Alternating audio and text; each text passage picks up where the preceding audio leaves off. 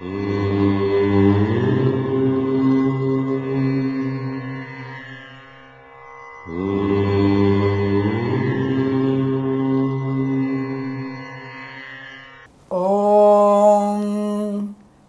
గురుభ్యో నమః. హరి ఓం. ఓం నమో భగవతే వాసుదేవాయ. ఓం నమః శివాయ. ఓం శ్రీమాత్రే నమః. శ్రీకళ్యాణగుణవహం రిపుహరం దుస్వప్నదోషాపహం గంగాస్నాన విశేష పుణ్యఫలం గోదానతుల్యం నృణాం. ఆయుర్వృద్ధిదముత్తమం శుభకరం సంతాన సంపత్ప్రదం నానాకర్మసు సాధనం సుమచితం నానాకర్మసు సాధనం సముచితం పంచాంగమాకర్ణ్యతాం. అందరికీ నమస్కారం. స్వస్తి శ్రీ చాంద్రమానేన శ్రీ వికారినామ సంవత్సరానికి మీ అందరికీ స్వాగతం.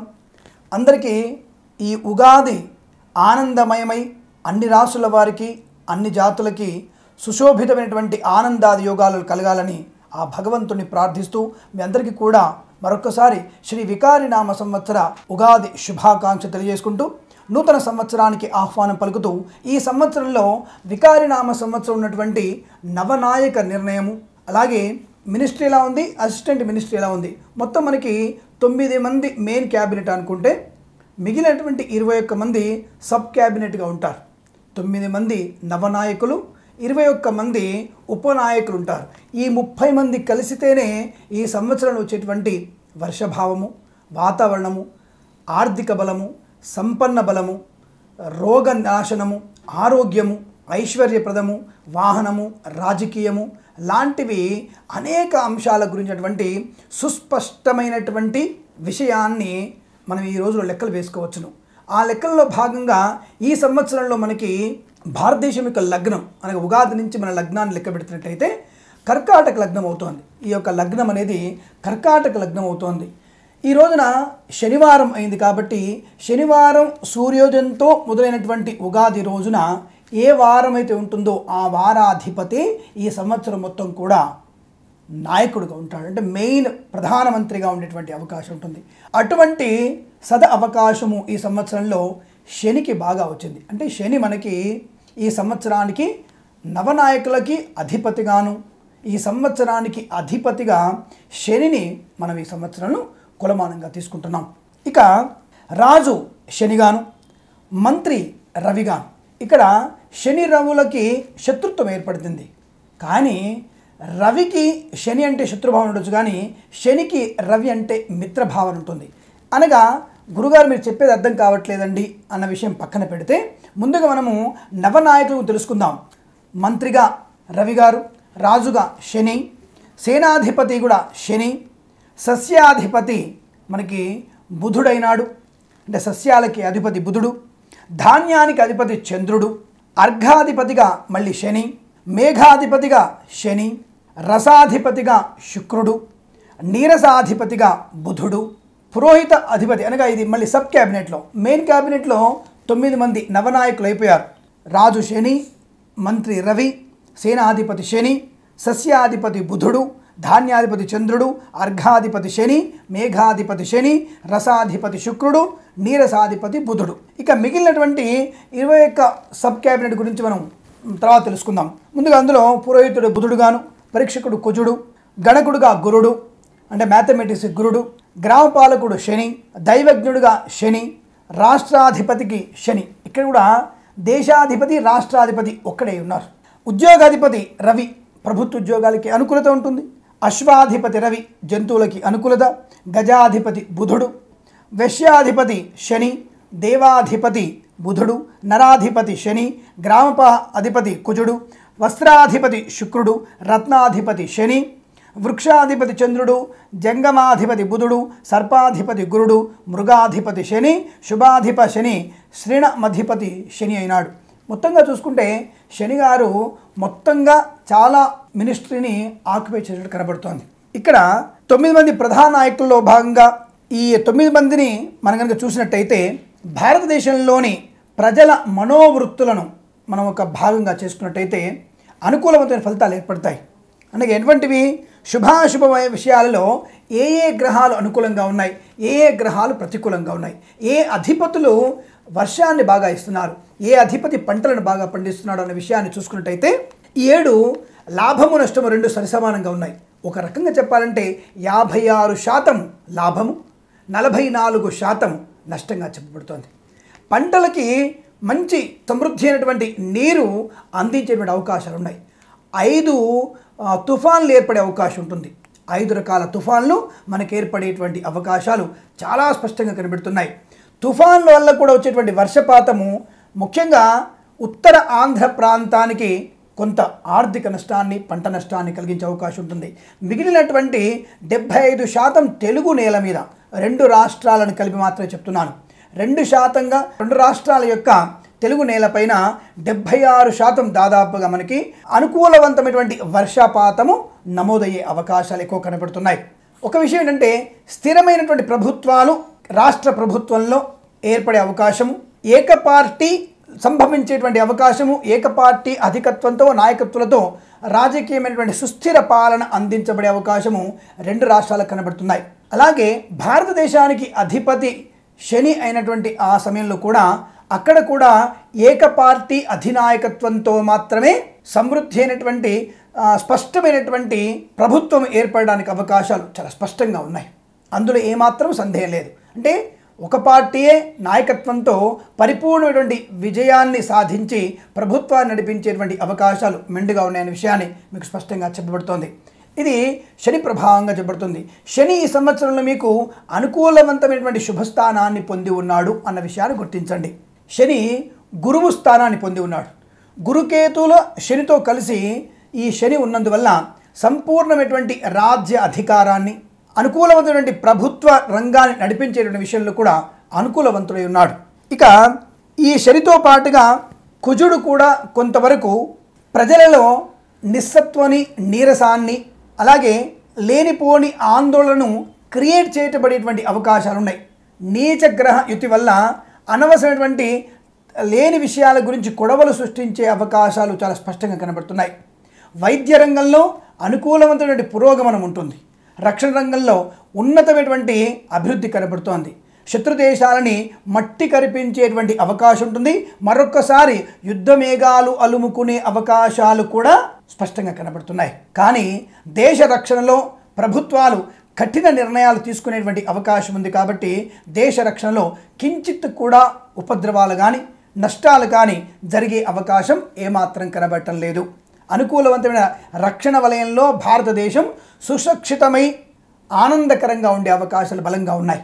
అలాగే కేంద్ర ప్రభుత్వంలో ఒక ఉన్నతమైనటువంటి వ్యక్తికి చాలా ప్రపంచంలోనే ఉన్నత స్థాయి ఎదుగుదల బాగా కనబడుతోంది. అటువంటి ఉన్నతమైనటువంటి ఎదుగుదల చాలా స్పష్టంగా గోచరిస్తోంది. ఇక ఆర్థిక విషయాల్లో చూసుకున్నట్టయితే ఆర్థిక ప్రణాళికలు బలంగానే ఉంటాయి. కానీ బియ్యము షాపులలో అనగా ధాన్యపు గింజల కింద పందికొక్కులుగా ఉన్నట్టుగా కొద్దిమంది చేసేటువంటి విపరీతమైనటువంటి లంచగొండితనం వల్ల 10% మనకి మచ్చబడే, ప్రభుత్వానికి మచ్చబడే అవకాశాలు కూడా కనబడుతున్నాయి. అంటే లంచగొండులుగా కొద్దిమంది మళ్ళీ వాళ్ళ యొక్క ప్రభావాన్ని చూపించే అవకాశాలు కనబడుతున్నాయి. నాయకుల మధ్య ప్రజల మధ్య కొంత తారతమ్యాలు ఉన్నప్పటికీ కూడా నాయకులు ప్రజలతో మమేకమవడం వల్ల, ప్రజల యొక్క సంఘటితం వల్ల, వారందరూ కూడా ఒకే రకమైనటువంటి స్థితిలో ఉండడం వల్ల, ప్రజలు ఏకతాటిపై ఉండడం వల్ల నాయకులు మెడ వంచక తప్పదు. భుజాలు వంచి తప్పకుండా పనిచేసేటువంటి అవకాశాన్ని ప్రజల చేత కల్పించుకొనబడి పరిపూర్ణటువంటి పని చేసేటువంటి అవకాశము రాజకీయ నాయకులకు ఏర్పడుతుంది. రాజకీయ నాయకులు మంచిగా పనిచేసే అవకాశాలు సమృద్ధిగా ఉన్నాయి. కొన్ని ప్రభుత్వ వ్యవహారాలు చికాకును కలిగించే అవకాశం ఎక్కువగా ఉంటుంది. ధన నష్టం బాగా కనబడుతుంది. విపరీతమైనటువంటి ధన ఆగమం ఉన్నప్పటికీ కూడా లేనిపోని అల్పమైన వ్యధ వృధా ప్రయాసల వల్ల ఆర్థిక నష్టం కూడా సంభవించే అవకాశాలు ఎక్కువ కనబడుతున్నాయి. రాష్ట్ర ప్రభుత్వంలో అనుకూలవంతమైనటువంటి రాజ్యపాలన, ప్రజలు సుశిక్షితులై సుశోభితులవుతారు, అనుకూలంగా ఉంటుంది. మంచి వాతావరణంతో ఈ సంవత్సరం కూడా వికారినామ సంవత్సరం ఆనందమయంగా ఉంటుంది. రోడ్లు ఇతరత్ర వ్యవహారాలు అనుకూల బలంగా ఉంటున్నాయి. కాకపోతే ఇక్కడ ప్రభుత్వ రంగ సంస్థల్లో రాష్ట్ర రోడ్డు రవాణా సంస్థను మరియు ఈ ఐటీ పరిశ్రమలో ప్రైవేట్ శాఖలో ఉన్నటువంటి ఐటీ పరిశ్రమలు కాస్త జూన్ నుంచి సెప్టెంబర్ మధ్య కాలంలో కుదేలయ్యే అవకాశాలు కనబడుతున్నాయి. వాటి వల్ల తీవ్రమైనటువంటి ప్రభావం ఉంటుంది. బ్యాంకింగ్ రంగ సంస్థలు కూడా కాస్త నష్టాల బాట పట్టేటువంటి సమయంగా జూన్ నుంచి సెప్టెంబర్ మాసం వరకు చాలా స్పష్టంగా చెప్పబడుతోంది. రాష్ట్రంలో కానీ కేంద్రంలో కానీ పాడి పంటలు అభివృద్ధి బాగా ఉంటుంది, గోవు అభివృద్ధి బాగా ఉంటుంది, పశువుల యొక్క సంతతి వృద్ధిగా ఉంటుంది. తప్పకుండా గోసేవకి అనుకూలవంతమైన సమయంగా చెప్పబడుతుంది. అలాగే పంట అభివృద్ధి బాగా ఉంటుంది. రైతు సోదరులకి అనుకూలవంతమైనటువంటి ధన ప్రాప్తి ఉంటుంది. మొదటి పంట కంటే కూడా రెండవ పంట గిట్టుబాటుగాను ధనయోగంగాను అభివృద్ధిపరమైనటువంటి పాడి పంట అభివృద్ధి పొందుతుంది. ముఖ్యంగా దిగుబడి అధికంగా ఉంటుంది. మొదటి పంట కంటే కూడా రెండవ పంట అధికమైనటువంటి దిగుబడి కనిపించే అవకాశం ఉంటుంది. నల్లని ధాన్యాలు కాస్త నష్టపోయే అవకాశం. పత్తి, పసుపు, తృణధాన్యాలు, శనగలు తప్పకుండా మీకు అనుకూలవంతమైనటువంటి పంట దిగుబడిని పెంచే అవకాశం కనబడుతోంది. అంటే రైతు సోదరులు ఈ సంవత్సరంలో అనుకూలవంతమైన ఆశావాహ దృక్పథంతో ఆనందమయ జీవితాన్ని పొందేటువంటి వికారినామ సంవత్సరంగా చెప్పవచ్చును. సస్యం బాగా ఉంటుంది, వర్షం బాగా ఉంటుంది, ధనం బాగా ఉంటుంది, వ్యవహారాలు బాగా ఉంటాయి, మెడికల్ రంగంలో అభివృద్ధి బాగా ఉంటుంది. అలాగే ఆరోగ్యపరమైన విషయాల్లో ప్రజల మధ్య లేనటువంటి కొన్ని మూఢాచారాల వల్ల మూఢనమ్మకాల వల్ల కొంతవరకు వాళ్ళ ఆర్థికమైనటువంటి నష్టం వల్ల కూడా వారు సొంతంగా వైద్యాన్ని చేసుకోవడం వల్ల ఈ ఉత్తరాంధ్ర ప్రాంతంలోనూ మరియు ఆదిలాబాద్ లాంటి ప్రాంతంలోనూ జార్ఖండ్, ఉత్తరాఖండ్ లాంటి ప్రాంతాలలో విపరీతమైనటువంటి విషజ్వరాలు ప్రబలే అవకాశం ఎక్కువ ఉంటుంది. అక్కడ కాస్త ప్రాణ నష్టం కూడా జరగడానికి అవకాశం ఎక్కువగా ఉన్నాయి. ఇది సూచనగా చెప్పబడుతోంది. ప్రభుత్వ అధికారులకి హెచ్చరిక కాదు, సూచనగా చెప్పబడుతుంది. ఆయా ప్రాంతాలలో ముందుగానే మన యొక్క వైద్యుల్ని పంపించేటువంటి ప్రయత్నాన్ని చేయండి. అతిసారా వల్ల నష్టపోయేటువంటి అవకాశం కూడా ఎక్కువగా ఉంటుంది. అలాగే పవిత్రమైనటువంటి వారణాసి క్షేత్రంలో కూడా అతిసార ప్రబలనం, అలాగే జల సంబంధమైనటువంటి పీడిత జలాలని సేవించడం వల్ల అనగా లేనిపోని కలుషితమైనటువంటి నీరు తాగడం వల్ల కూడా ఉత్తరప్రదేశ్ లాంటి ఢిల్లీ లాంటి నగరాలలో కాస్త అనారోగ్య సూచనలు ఎక్కువ కనపడుతున్నాయి. మిగిలిన భారతదేశం అంతా కూడా సంపూర్ణమైనటువంటి ఆరోగ్యాన్ని ప్రాప్తించుకునేటువంటి అవకాశాలు బలంగా ఉన్నాయి. సైంటిఫిక్ రంగంలో చాలా ఉన్నత స్థాయికి వెళ్ళే అవకాశం బలం కనబడుతోంది. బుధుడు అత్యంత యోగకారకుడైన కాబట్టి తప్పకుండా మీకు సైంటిఫిక్ రంగంలో అలాగే మ్యాథమెటిక్స్ రంగంలో కూడా ఉన్నతమైనటువంటి అభివృద్ధి బాగా కనబడుతోంది. కాకపోతే ఈ యొక్క అంతరిక్ష సంబంధమైనటువంటి విషయాలలో ఒకంత నష్టపోయేటువంటి ప్రమాదం కూడా కనబడుతోంది. చంద్రయాన్ గురించినటువంటి విషయాల్లో కాస్త జాగ్రత్తగా అతి జాగ్రత్తలు తీసుకునే ప్రయత్నం చేయడం వల్ల మాత్రమే అనుకూలవంతమైనటువంటి శుభ ఫలితాలు ఏర్పడతాయి. లేదా కాస్తలో నష్టపోయిన ప్రమాదం కూడా ఉంటుంది. మన యొక్క అంతరిక్ష పరిశోధనలో కొన్ని దిద్దుబాటు చర్యలకు తప్పకపోవచ్చును. అది కొంత నష్టాన్ని కలిగిస్తుందని చెప్పడానికి అవకాశం ఎక్కువ కనబడుతుంది. అటువంటి పరిశోధనలో స్పష్టమైనటువంటి అవగాహనని ఉన్నతమైనటువంటి ప్రమాణాలను పాటించడం వల్ల మన యొక్క అంతరిక్షయాన స్థితి ప్రపంచంలో మొదటి స్థానంలో ఉండేటువంటి అవకాశాలు కూడా ఉంటాయి. కాకపోతే కాస్త అధికమైనటువంటి చర్యలు తీసుకోవడం చాలా మంచిది. గూఢాచర్య సంబంధించిన విషయాల్లో భారతదేశం చాలా ఉన్నతమైనటువంటి స్థానానికి ఎగబాకే అవకాశం ఉంటుంది. గూఢచర్యల్లో ఉన్నత స్థానాన్ని పెంపొందించుకుంటుంది. మన రక్షణ వలయాన్ని ఛేదించే అవకాశము ఏమాత్రం కూడా ఏ దేశానికి లేదన్న విషయాన్ని మరొకసారి మన దేశం ప్రకటించుకునే అవకాశాలు కూడా ఎక్కువ కనబడుతున్నాయి.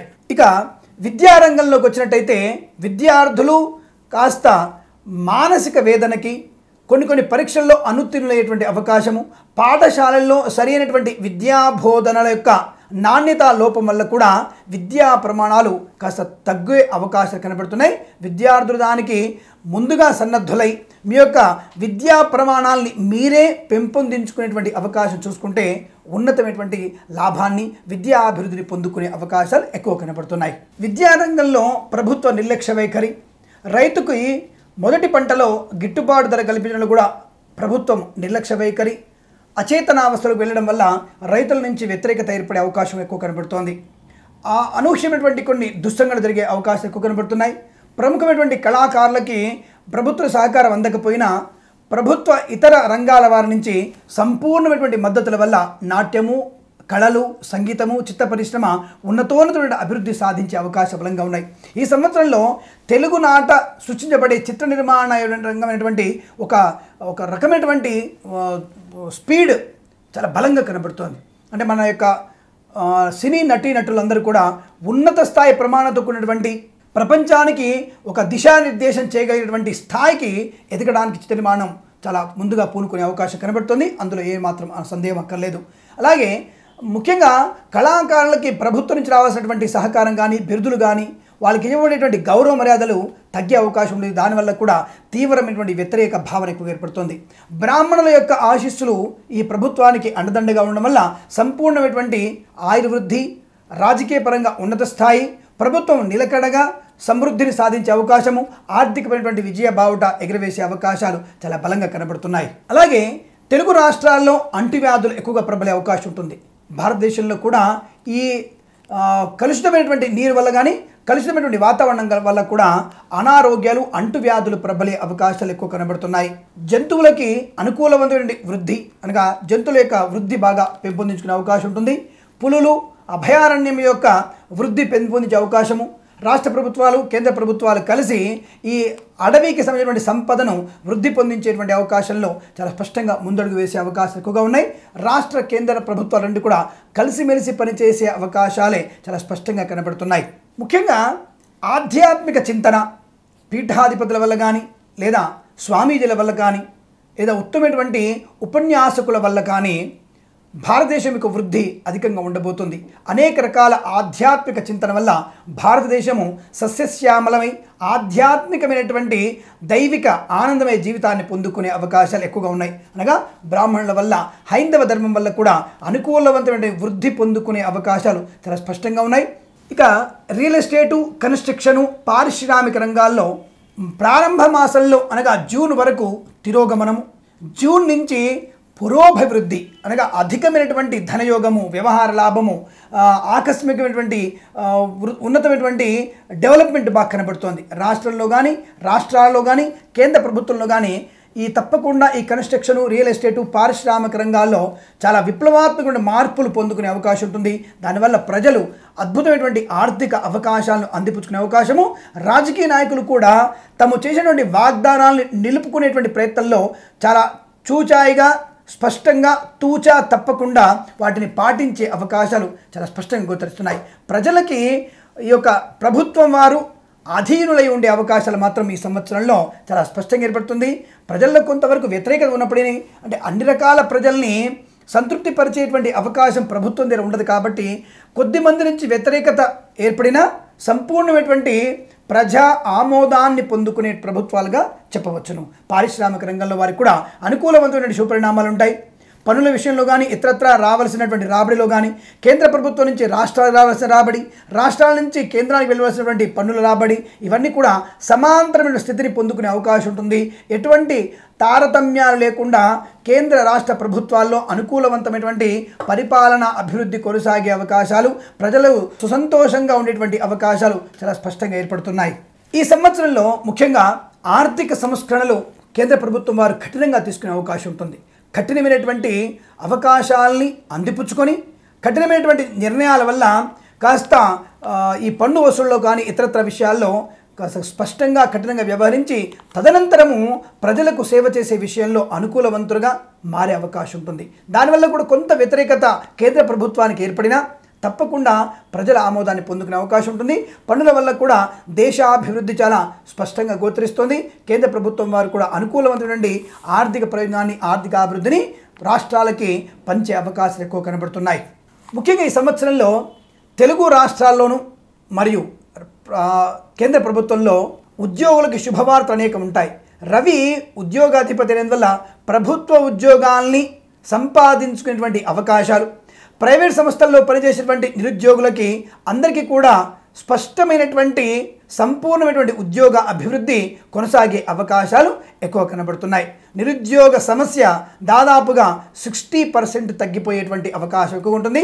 ప్రతి వ్యక్తి ప్రభుత్వ పరంగా కానీ ప్రైవేట్ పరంగా కానీ ఉద్యోగం చేసి జీవించేటువంటి అవకాశము చాలా స్పష్టంగా గోచరిస్తుంది. పరిశ్రమల యొక్క అధికమైనటువంటి రావడం అనేక పరిశ్రమలు అధికంగా రావడం వల్ల, ప్రయోజనవంతమైనటువంటి ఉద్యోగార్థులు పొందడం వల్ల, హ్యూమన్ రిసోర్స్ని ఎక్కువగా చేసుకోవడం వల్ల పరిశ్రమలకి, ఇటు కేంద్ర కార్యాలయాలకి, రాష్ట్ర కార్యాలయాలకి తగినంత ఉద్యోగ స్థితి మీరు పొందుకునే అవకాశం ఉంటుంది. నిరుద్యోగులు ఈ సంవత్సరంలో ఉద్యోగాలు పొందుకునే అవకాశం కనబడుతున్నాయి. దాదాపుగా 20 నుంచి 30 లక్షల మంది ప్రభుత్వ ఉద్యోగాన్ని పొందుకునే అవకాశాలు ఎక్కువ కనబడుతున్నాయి. మిగతావి ప్రైవేట్ సంస్థల్లో కానీ ఇతర పారిశ్రామిక రంగాల్లో ఉద్యోగార్థులై ఉండే అవకాశం ఎక్కువ కనబడుతుంది.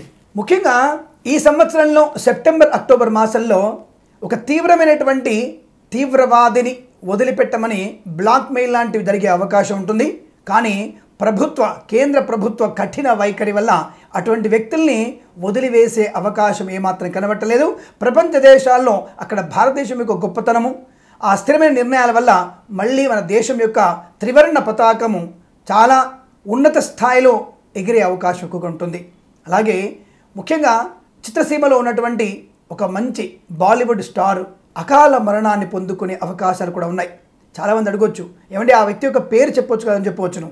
అటువంటి కాదు, ప్రముఖమైనటువంటి బాలీవుడ్ నటుడు, కళారంగంలో ఉన్నటువంటి ఇద్దరు మంచి సంగీత విద్వాంసులు, కళాకారులు కూడా ఈ సంవత్సరంలో కాలం చేసేటువంటి అవకాశం కనబడుతుంది. అది కాస్త భారతదేశానికి మానసికమైన వేదనను మిగిలించే అవకాశం ఉంది.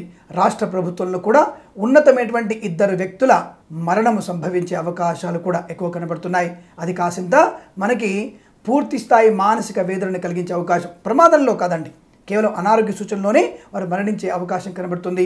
ఈ యొక్క రాశుల వారు దాదాపుగా సింహము, మకరము, వృశ్చికము, మీనం ఈ రాశిలో ఉన్నటువంటి ప్రముఖమైనటువంటి వ్యక్తులు ఉన్నట్టయితే వారు దయచేసి ఆరోగ్యాన్ని కాపాడుకునే ప్రయత్నాన్ని చేయండి. మీ సేవలు ఇంకా 10 కాలాల పాటు ఈ దేశానికి అందించాలని కోరుకుంటున్నాను నేను. అటువంటి అపమృత్యు మీకు రాకూడదని, భగవంతుడు మీకు సంపూర్ణ ఆయుష్ని కలిగించాలని ఆశిస్తున్నాను నేను. అలాగే ఈ సంవత్సరంలో మీరు మొత్తం మీద అనుకూలవంతమైన పరిణామాలు ఎక్కువగా ఉన్నాయి. వర్షపాతం అనుకూలంగా ఉంది. 3 పాళ్ల వర్షము, 2 తూముల వర్షం పర్వతాల్లోనూ, 1 తూము వర్షము సముద్రంలో పడుతోంది. పర్వతం మీద పడేటువంటి వర్షపాతం మనకు అనుకూలంగాను, సముద్రంలో పడేటువంటి వర్షం మనకు ప్రతికూలంగా ఉంటుంది. 5 రకాల తుఫాన్లు వచ్చేటువంటి అవకాశం ఉంటుంది. వర్షాలు కూడా తుఫాన్ల వల్ల అధికమవుతాయి.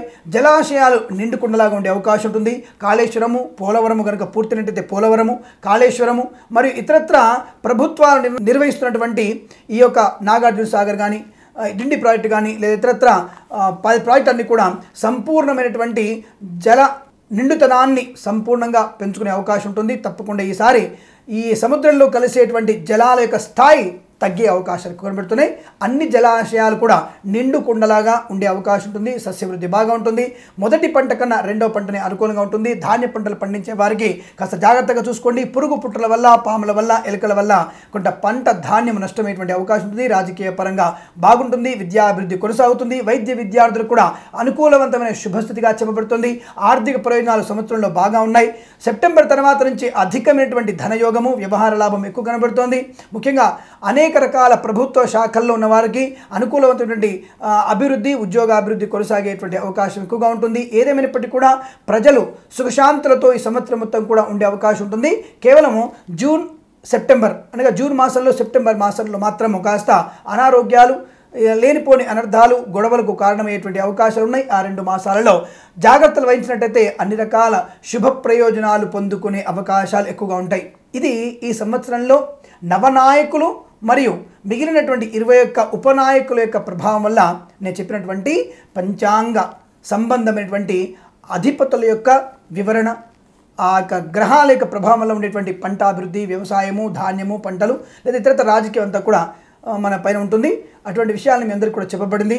ఇవన్నీ కూడా మ్యాథమెటిక్స్ ప్రకారంగా, అంటే లగ్నాధిపతి అయినటువంటి శని గురుస్థానంలో ఉండడము, కేతువుతో గురుతో కలిసి ఉండడము, గురువు స్వక్షేత్రంలో బలవంతుడై ఉండడము, చంద్రుడు శుభకారకుడై ఉండడము, అలాగే రవిగ్రహం కూడా అనుకూలవంతమైన స్థానంలో ఉండడము, చంద్రుడు రవి కలిసి ఉండడము, ఇవన్నీ కూడా మనకి కలిసి వచ్చేటువంటి అవకాశాలు కనబడుతున్నాయి. తప్పకుండా మీకు కుజుడు రాహువులు అనుకూలత ఎక్కువగా ఉంటుంది. కర్కాటక లగ్నాధిపతి మీకు భాగ్యస్థానంలో ఉన్నాడు కాబట్టి అది కూడా అనుకూలవంతమైన శుభలగ్నంగా చెప్పబడుతుంది. కాబట్టి ఇటువంటి లెక్కలతో సైతంగా మీకు స్పష్టమైనటువంటి కాసింత వివరణను మీకు నేను ఇవ్వడం జరిగింది. ఇటువంటి విధానంతో మీకు మన యొక్క వికారనామ సంవత్సరం మొత్తం కూడా ఆనందమయ జీవితాన్ని ప్రజలందరూ కూడా పొంది అష్టైశ్వర్యాలు కలగాలని ఆశిస్తూ సర్వే జన సుఖినో భవంతు.